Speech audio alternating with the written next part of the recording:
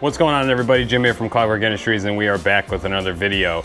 I want to keep the ball rolling and try to keep this going consistently. I was going to actually do the Tormach video, then I had some parts that needed to get anodized, so I figured it'd be a good time to go over the new anodizing system and all the upgrades I made and walk you through the process of how to anodize aluminum. It's been a long process figuring this out. Maybe I could have made it more complicated than it really is, but it seems to be the consensus. There's a great group on Facebook, DIY Anodizing, I think, and I've learned a lot from that group. I also got some of my parts from some people in that group. Lots of great information there, and you know, it's just a ever-evolving process, and the goal is to kind of start removing all the variables from your process, and that's how you start to get consistent, steady results and across all your parts. Because one of the hardest things with anodizing that I've came across is keeping the colors like dead on throughout batch to batch to batch, and the only way to do that is by removing all the variables. And at least, I don't know if you can technically remove all of them, maybe if you have every single thing dialed in, but the way you're going to get there is get it over time and you know, perfecting the craft, I guess you could say. But it took a lot of trial and error, and I almost gave up at one point before I started making the anodizing racks. I was gonna have a family friend start doing the anodizing for me. It's very counterintuitive to my workflow and the way I do things here, so it really was gonna be a big step to start doing it that way. But I ended up making anodizing racks after seeing a video online, and it just worked. And now from there, it's been, now I can anodize, now I need to figure out how to scale this up and get the best results I possibly can, especially as wholesale orders are getting bigger, the products are getting to bigger, other big companies like Performance PCs and Mainframe Customs and everything. So I needed to get larger quantities done effectively and maintaining the same qualities if I was just doing a couple of them. So what I decided to do is I'm going to go through the whole process here. I'm going to cut to clips for as I'm explaining everything here, and by the end of it you should have a pretty decent grasp on how anodizing is done, and I'll kind of go over also what I plan to upgrade in the future to take it to like a more professional anodizing line setup. So like the first thing I want to do is go over all the new components. So I think the only thing the same is the timers. That was a huge thing, is keeping the times. That was one of the first variables, this time. Getting that dialed in as best as possible. So it's 90 minutes in the tank. The dye is different depending on the dye. It could be 3 minutes for a gold, 5 minutes for violet, 15 minutes for black. Each one kind of has its own thing. I think 10 minutes for red. So I have a spreadsheet of all these different things written down. That's trial and error on your part too. If you want a different shades, that's how you get the kind of different shades. It's going to be keeping the temperature consistent in the tank, which one of my next upgrades is going to be a water chiller, titanium water chiller, so you can actually chill the electrolyte water, the water with the battery acid in it. So keeping the temperature of the tank steady and pinned down, and then the time in the dye bath. Those are two really important variables. The other one is clean parts when they first go in, and rinsing between each phase. So I'm gonna go over all the pieces. The first thing I did was upgrade the power supply. I did that before I even got everything else.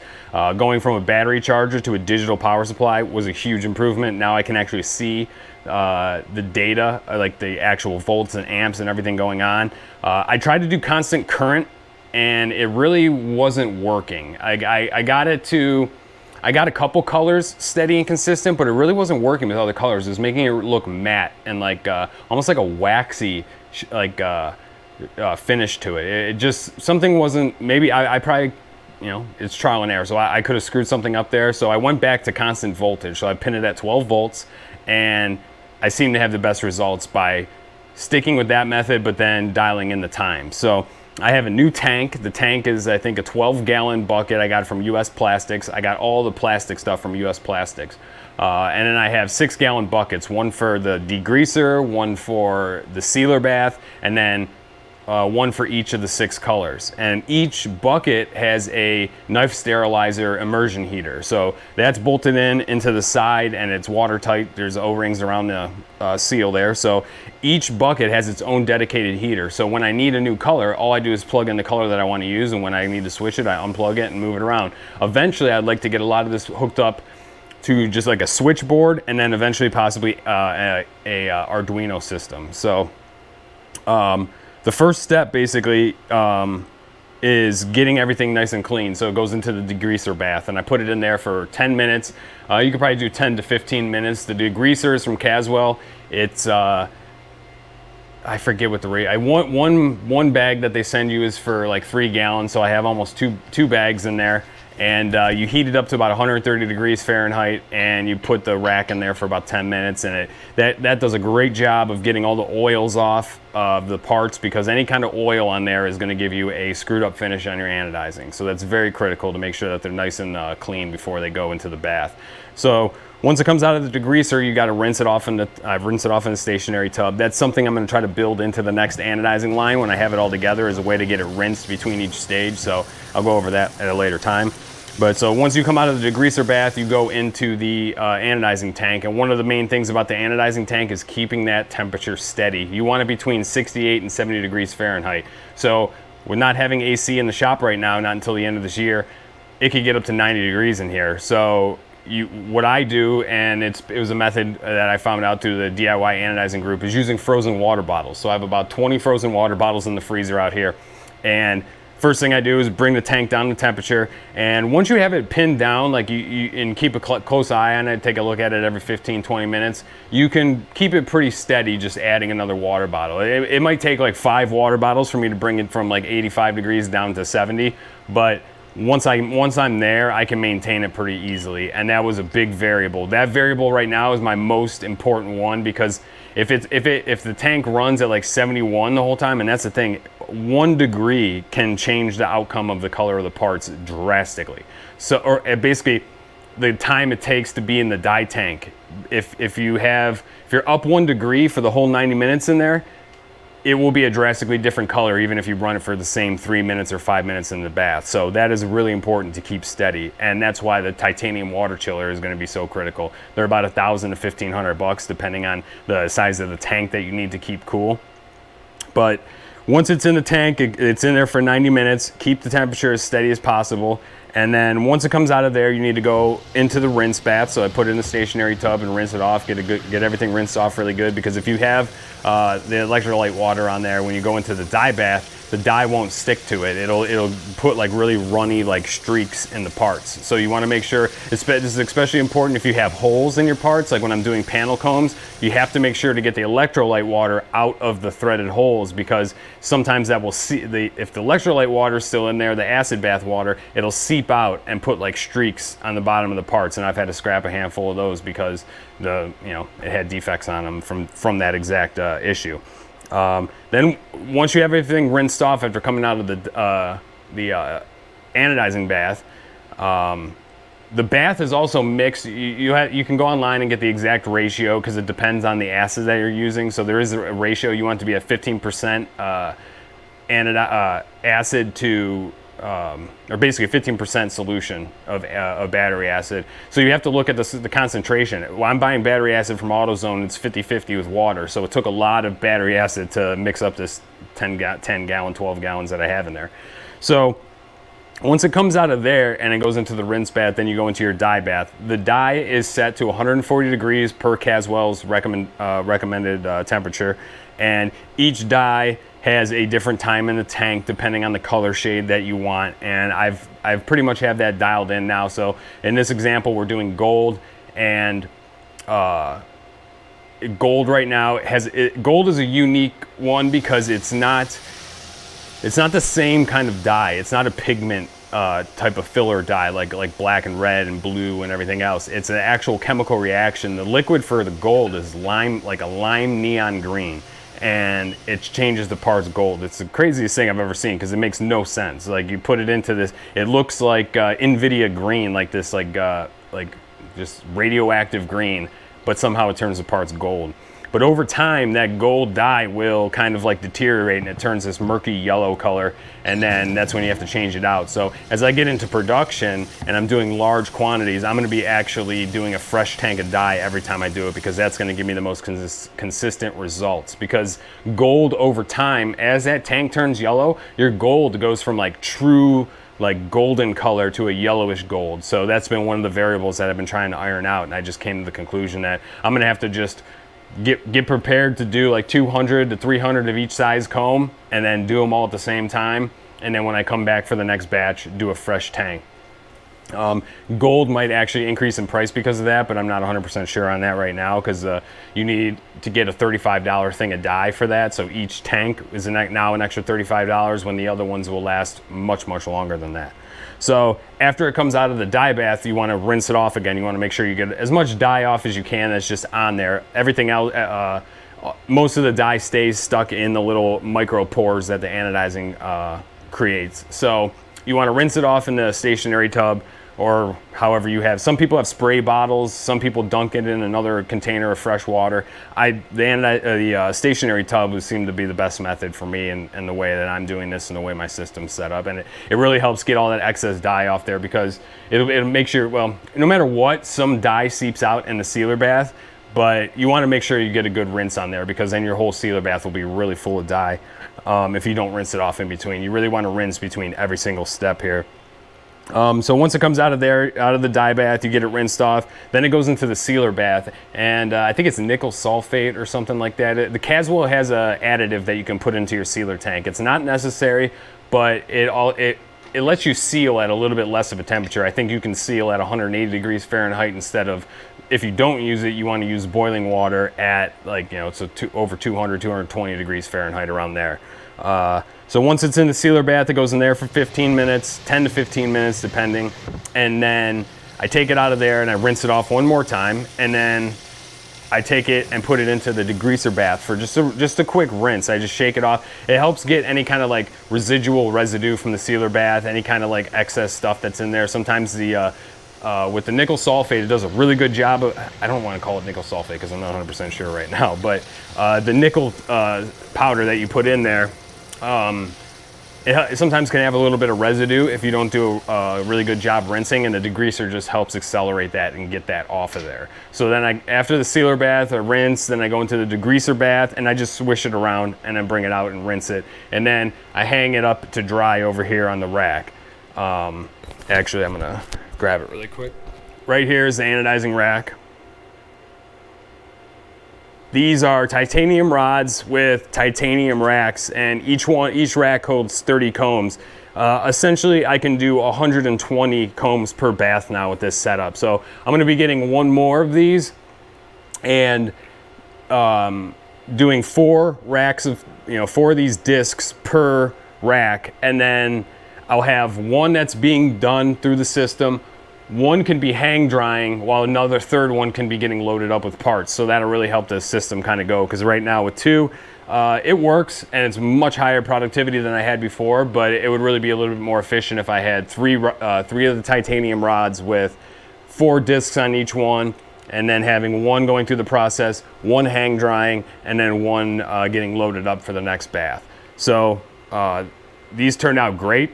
This gold is on its last leg, but I think this is probably, I'll probably be changing it out here soon. I have a bigger production order that's going to be going on pretty soon, so that's when I'll switch out to gold. So that right there is pretty much the breakdown of the whole process. Might sound simpler than it is, and there's a lot of trial and error with getting all your ratios right. And the one thing I want to hammer home though is keeping that dye bath pinned at the right temperature. It's very important, because it can drastically change the outcome of your parts, especially if you're trying to get consistent. If you're just doing one-offs, it might not be too huge of a deal for you. Like if you don't have to have like 10 parts done in separate baths that need to all be the same color. But if you're chasing 120 parts and I got to do, say, 2,000 combs, I need them all to be the same color. Dialing in these variables is super critical. So quickly, I'll just go over like what I plan to do to upgrade it. So I have that square new bath tank, and I'm going to be changing all the dye tanks over to 8-inch by 24-inch by 30-inch tall tanks, and I'll have the heaters in them and everything else. These heaters are definitely qualified to heat up whatever like to that size tank, no problem. And that'll let me do larger panels, because the industrial machine that I plan on getting after the new year will let me cut out larger panels, and that offers a whole nother product line and possibilities. So I want to be able to do full-size door panels. So instead of having only like a acrylic replacement door panel like I have right now, I'll be able to do a aluminum replacement door panels and stuff like that in the future. So that's going to be down the road. That'll also let me do use different style racks. They have some of these other ones that have 4 sides to them, and I think they hold up to 72 parts. So if I have a tank of that size, I should be able to drop like 4 of those things in there. So you're looking at 200 and almost 300 parts per bath at that point. That's really going to help me in terms of dialing in the consistency across large numbers of parts and minimize those variables. It helps with my wholesalers who are buying in bulk, and they, you know, I want to try to get them the best color match they can possibly have, so they're not having to mix and match things. And yeah, so that's one of the biggest benefits there, and especially since I'm going to begin stocking my inventory here that same way, so I have enough parts on deck that wholesalers and bulk buyers can place an order and not clean me out and I have to start making stuff on the fly. I'll have everything in stock here for those orders, and then we'll be working from that deficit to build an inventory back up and then recalculate all of our Kanban numbers at the, you know, as we do that. So yeah, I think that's pretty much it. If you do have any questions or comments, throw it down in the comments, and I'll try to get back to you as quick as I can. It's been quite a crazy process trying to figure this all out, but I'm really glad that I did keep it in-house, because taking this out, like I totally understand where certain people it makes way more sense to pre-cut all your production and then send it out to get done. But just the way the workflow I've built up from bootstrapping all of this from basically nothing and trying to just grow all the processes as they're needed to be grown, that would have just been a big leap that could have thrown things off. You know, I wasn't in a situation where I could make 5,000 parts to have it sent out, because you really want to do bigger quantities if you're sending it out like that. And that wasn't really going to jive with the workflow that I had at the time. So I'm really glad that I learned how to do this, because now I can keep this in-house and I can have total control over the process. And you know, if I need to, oh man, I need 200 more gold, I can just do it. I don't have to be like, okay, well, let's cut up another, you know, 2,500 combs and we'll get it sent out to anodizing. I don't ever have to worry about that. So that's one of the big reasons that I want to keep it in-house. It goes along with the kind of theme of everything I've been doing here, is if I can't do it myself here, it's not something that I want to offer. You know, there's other people that can do that stuff. So I really want to make my products in-house the whole way through, so you know that they came from me, and I want to put everything I got into making them the best products I can. So with that, I think we're going to close this one, and I'm really excited to be making these videos again, and I'm going to try to get another one out in the next couple days. I think I'm filming this one on Wednesday morning, so I'm hoping to have it out maybe Wednesday night or Thursday morning, and then I'll try to have another one out this weekend. So yeah, I think that's going to be it. I really appreciate the support. I really appreciate all the feedback, everybody, from making the last video, and definitely going to have a lot more machining content, especially with the new Tormach coming. We're going to have some 4th axis content and making the fixtures. I think I'm going to go through with the video on this Tormach when I do the update of making one of my fixtures for production, and kind of showing you guys some of the processes involved in that, and like how I took it from prototyping to putting it into a production fixture and making it work with multiple different products. Like the rake and knuckle combs are all cut on the same fixtures for now. We're actually going to split them up because we have more flexibility to grow out a bigger fixture system. So now rake combs and knuckle combs will have their own fixtures. The ovoid combs will have their own fixtures. Rewind combs will have theirs. And now one of the best things is having the panel mount combs on fixtures. And I'll be able to start wholesaling those again once the new Tormach is here and all the fixtures are done for the threading. That was one of the more complicated fixtures that I've ever done, because I needed to have multiple fixtures with sub-fixtures all link in and sync together to make that operation possible, so I could do like 20 combs at one time, drilling and threading all the holes.